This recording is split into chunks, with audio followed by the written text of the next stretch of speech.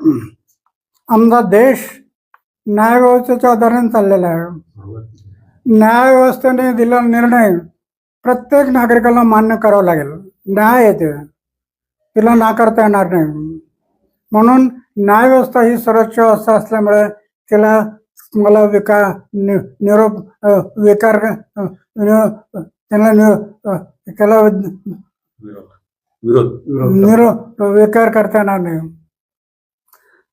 जो न्यायव्यवस्था सर्वोच्च व्यवस्था आहे ते.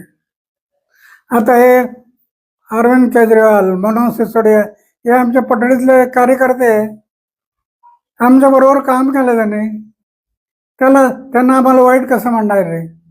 त्यांना आम्ही पाहिलेलं आहे, त्याच्या घरी गेलेलं आहे. त्यांच्या अनेक वेळेला त्यांच्या घरी जाऊन काही वेळेला मला यांनी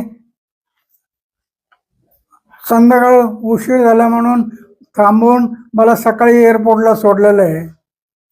अरविंद गेले हे कार्यकर्ते यांना वाईट कसं म्हणणार नाही? पण सत्याच असं.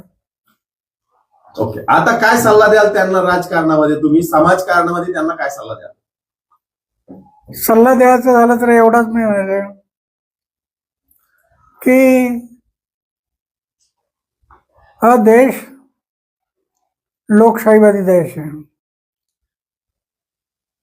फार दुरून आला हा.